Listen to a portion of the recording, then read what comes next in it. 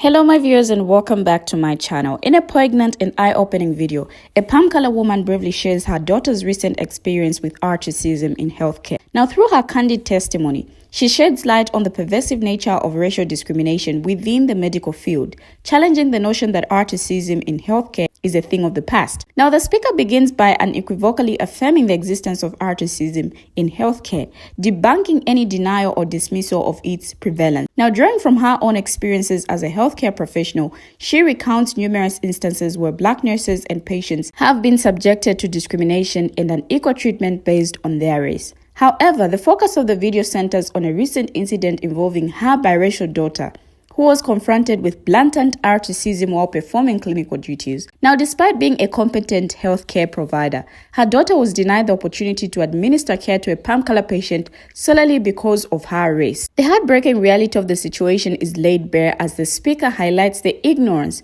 and prejudice that continue to perpetuate such discriminatory attitudes. Now, she emphasizes that competence knows no color, and there are countless African-American healthcare professionals who excel in their field, yet are unjustly denied the opportunity to serve due to deeply ingrained biases. Now, through this powerful narrative, the video serves as a call to action to confront and address the systemic racism that persists within the healthcare system. With that said, check out these videos as different people react to her video and as some share their own experiences as well. I will be right back.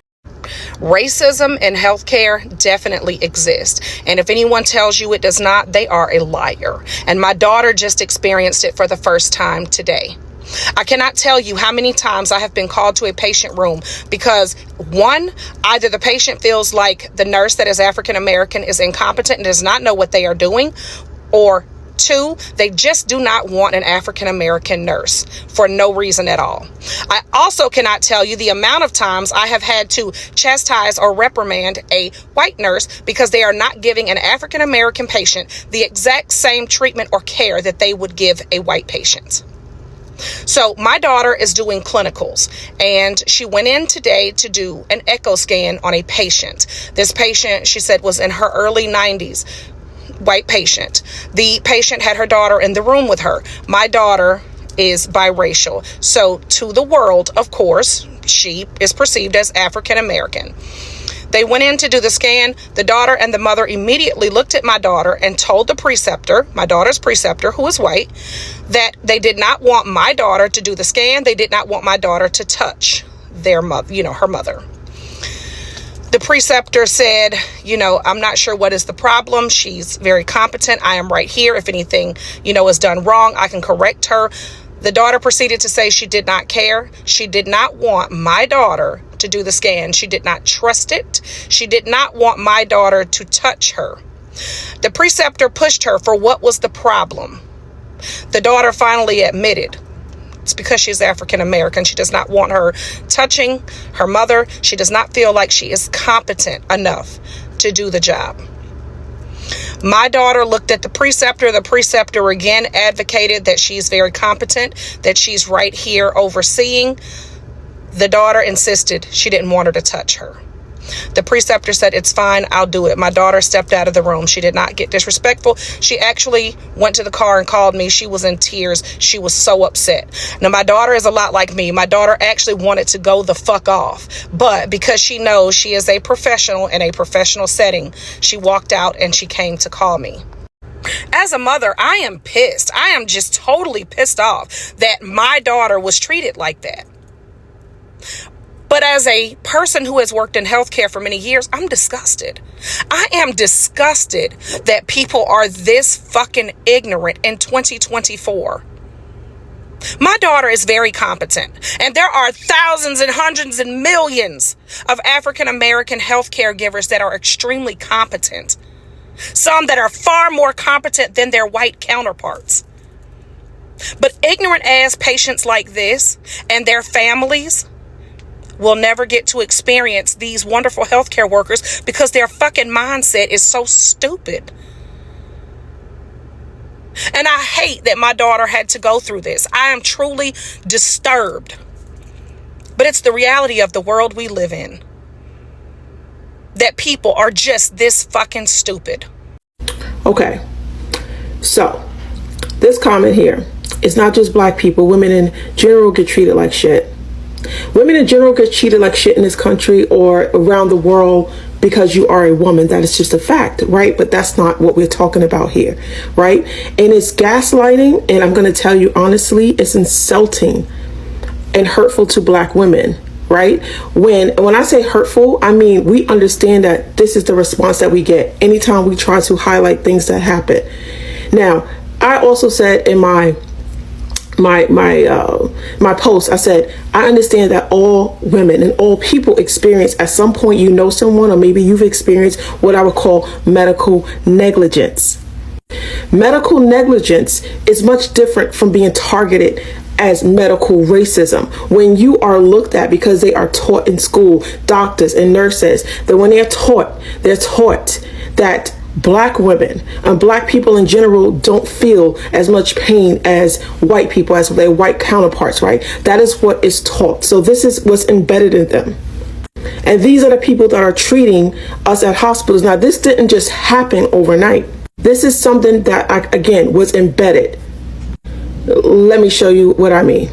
So James Marion Sims, a 19th century Alabama surgeon, heralded as a father of modern gynecology, pioneered a treatment for vasculovaginal fistulae, a condition that affects bladder control and fertility in women. Between 1845 and 1849, Sims carried out experimental surgeries on enslaved women. Now, it was said that they didn't even use anything like anesthesia. This was just cutting them open and just experimenting on their bodies. It was without the use of anesthesia because, again, they think that black people don't feel pain. Again, it says here, Sims believed that black people could endure more pain than white people and is considered a form of racism and still present in the field of medicine. Okay? From medical school students in various racial and ethnic backgrounds to primary care doctors of small and large practices, this bias has adversely impacted the health outcome of black Americans. The only comment that should have been underneath that post that I made was, I'm sorry that you experienced these things. I'm sorry that from almost the beginning of modern medicine, you guys have been targeted and treated less than human. It's not a flex that this happened to us. He didn't post that to brag. I don't post that so that we can say, whoa, look what's happening to us. You think that this is something that we want? It's sad that even 2023, this is the response that we get. Hey, TikTok friends and family, you had to go back and watch this whole video. You have to watch the whole video because I experienced the same thing when I was an LPN. But in the North rock different.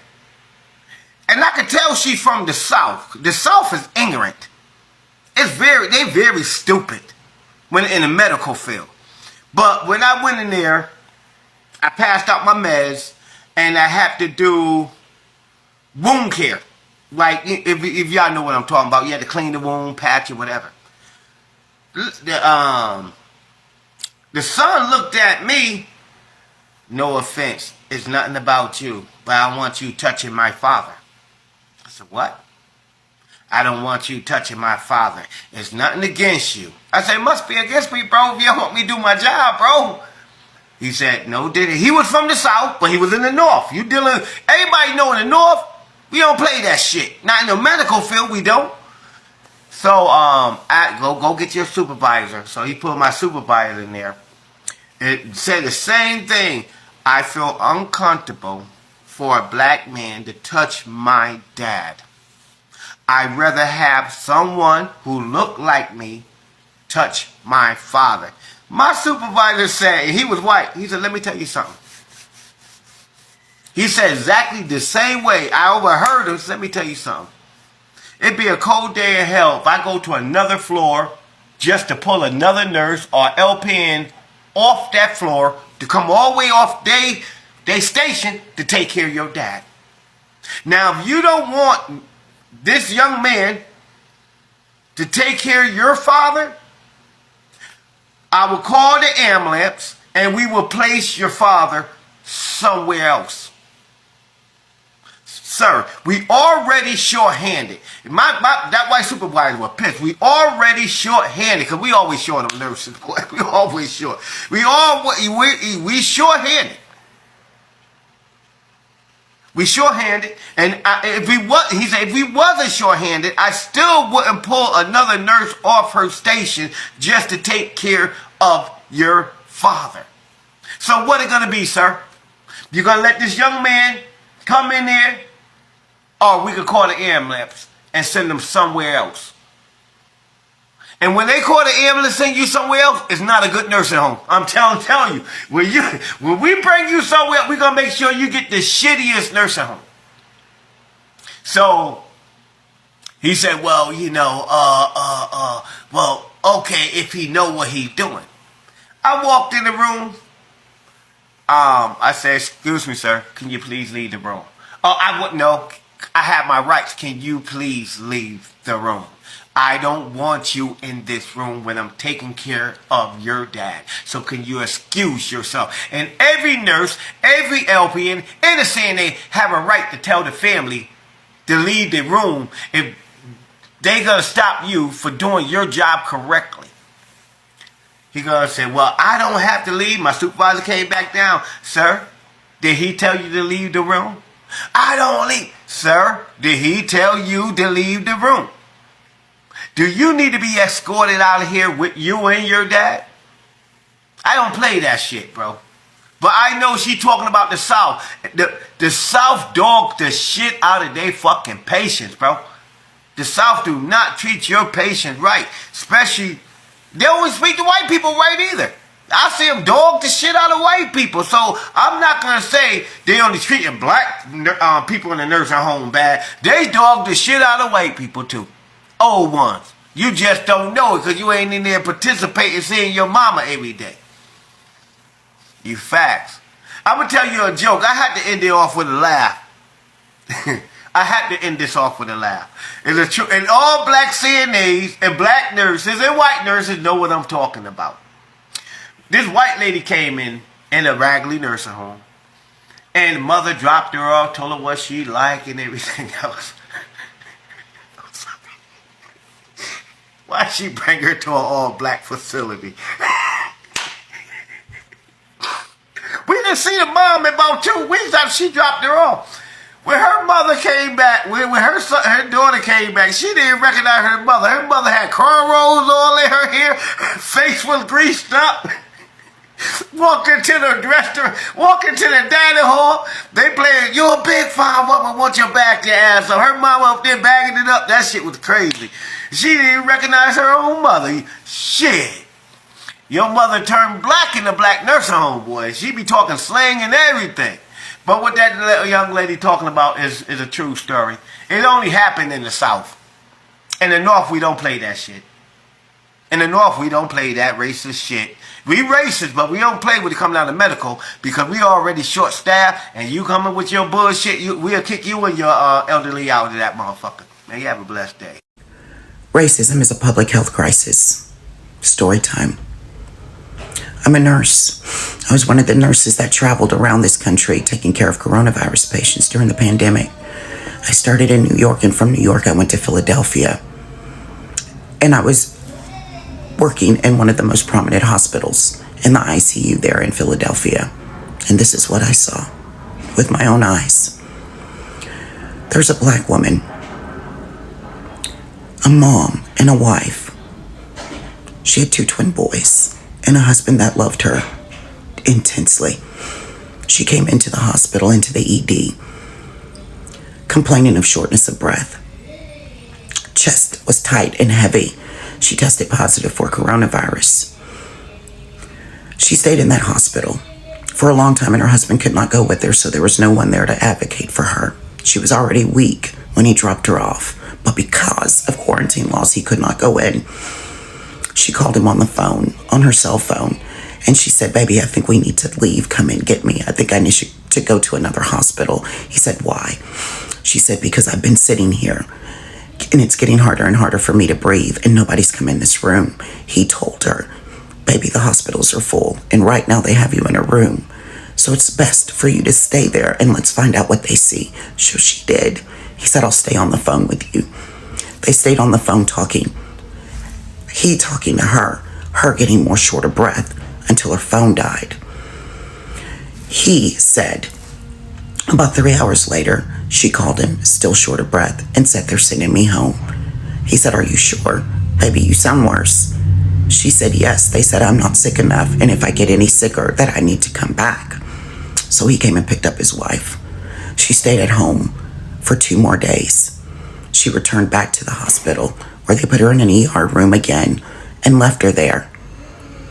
And when they came back into the room to check on her, they found her completely unconscious. They intubated her, and that's when she ended up in the ICU where I was her nurse.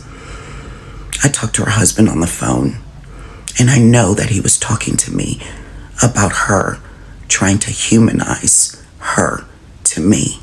What he didn't realize is she was already human to me, to this black woman who was the exact same age as her. And talking to this man, he told me that she was the love of his life. They met in high school. He never loved anyone else. And he begged me to please do everything I could to help his wife come home to him and to their twin boys. And I promised him that I would. I promised him that I would do everything that I could. And she remained my patient for the next 3 days. And in those 3 days, I had constant conversations, updating the husband. It was me. I was the nurse that put my PPE on and went into her room and held the iPad. And I listened to her boys sing to her, tell her stories, encourage her to get better. I listened to all of the things that her husband said. And as the time progressed, I realized that he was starting to say things to her to make sure she knew them because he knew she was dying. I was the nurse that stood at her bedside and held her hand while she took her last breaths. On the course of those 3 days, I started to read her chart. And what I found was on that first day that she came into the ED, the ER doctor charted that she was a poor historian. She was very disoriented, and he suspected that there was intoxicating agents on board. And what that meant was, he was saying he thought that she was drunk or high on drugs. And although she did test positive for coronavirus, that her disposition was related to her intoxication and not being short of oxygen, and she was intoxicated on carbon dioxide. If he had kept her that first day,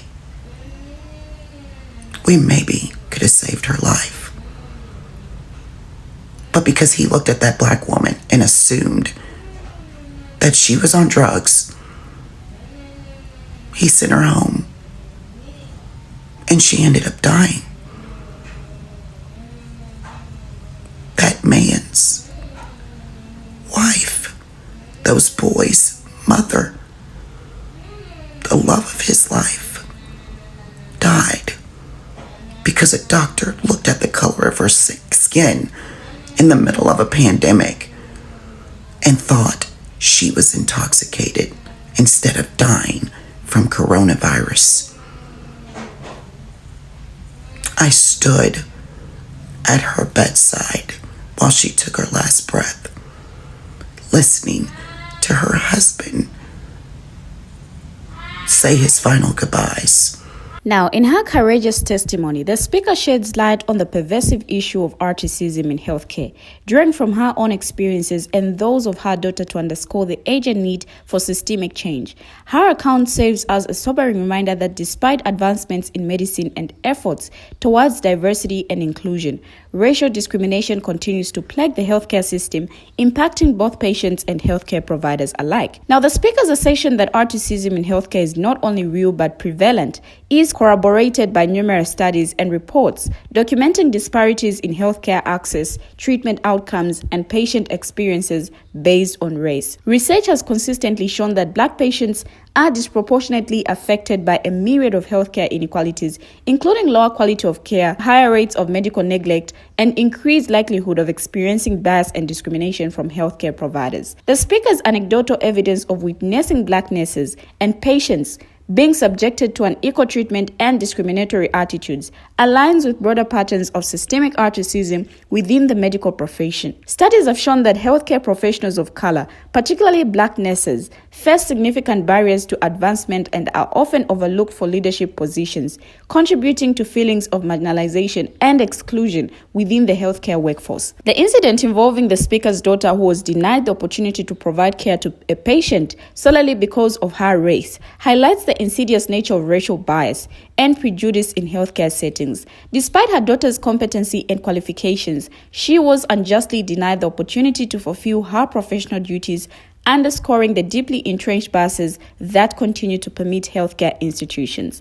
Now, the speaker's testimony serves as a poignant call to action, urging people to confront the uncomfortable truths of racism in healthcare and work towards creating a more equitable and inclusive healthcare system. By acknowledging the reality of racial discrimination, challenging implicit biases, and advocating for systemic reforms, people can strive towards a future where every individual receives dignified, respectful, and unbiased care regardless of race or background. Now, despite advancements in medical science and efforts towards diversity and inclusion, racial disparities persist, impacting both patients and healthcare providers. Academic studies and reports have documented alarming trends, showing that Black patients often receive lower quality care, face higher rates of medical neglect, and experience bias and discrimination from healthcare providers. Now, personal testimonials and experiences further illuminate the profound impact of racism in healthcare.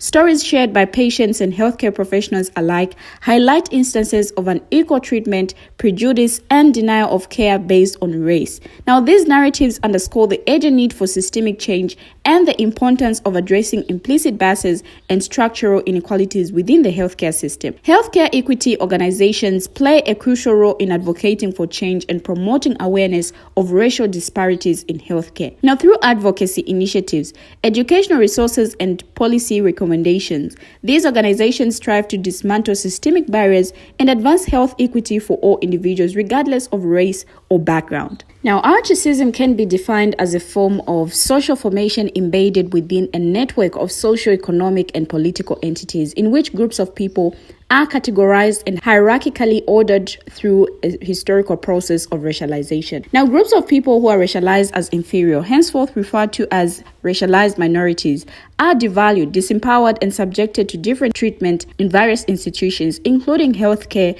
resulting in negative material consequences affecting people's living conditions, everyday lives, including access to healthcare and health outcomes. Now, the term minority herein is used to indicate groups of people who are minoritized as they are subjected to unequal power relations.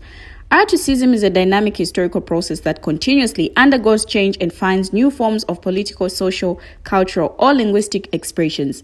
In contrast to the official, recognized institutionalized racism that existed in most Western settings prior to the Second World War, contemporary racism persists through more normalized, covert, or invisible processes rather than explicit expressions of racism. Now, these processes operate at multiple interrelated levels, ranging from the individual to the structural within existing structures. In healthcare, as in other institutions, racism continues to persist and constitutes a major barrier towards achieving equitable and responsive healthcare. Now, this is documented by research showing differential and unequal process of delivering, accessing, and receiving healthcare across various countries and healthcare indicators, including diabetes care, mental health care, maternal health care, preventive vaccination, end-of-life care, cardiology care, and pain management. Now, researchers also documented that racialized minorities not only receive inadequate quality health care, but are also viewed as less desirable healthcare users compared to majority groups. A systematic scoping review of studies looking at healthcare users' perspectives on racism in healthcare shows that racialized minority healthcare users are alienated due to racism and lack of empathy, resulting in inadequate healthcare. A meta-analysis also shows that healthcare users who experience articism have higher odds of reporting lower trust in healthcare, lower satisfaction with care, and perceived quality of care. Meta-analysis reviews the scoping review of both qualitative and quantitative studies showing that healthcare staff produce articism unconsciously as they exhibit implicit racial bias, negative attitudes, and stereotypes against racialized minorities relative to majority groups within the context of healthcare. Now, although the volume of scientific research on the various ways articism affects healthcare has grown steadily, articism and its damaging effect on the livelihood and health of racialized minorities persist and consequently constitute an injustice that needs to be addressed. Some systemic meta-analysis and scoping reviews regarding various dimensions of articism in healthcare have been conducted, and these have examined evidence involving healthcare staff's implicit racial bias, anti-articist interventions in healthcare, healthcare users' utilization of care, public health understanding of articism in healthcare, as well as other topics. We have finally come to the end of the video. What do you have to say? Share your thoughts on what you think about this video. Thank you for watching and see you in my next video.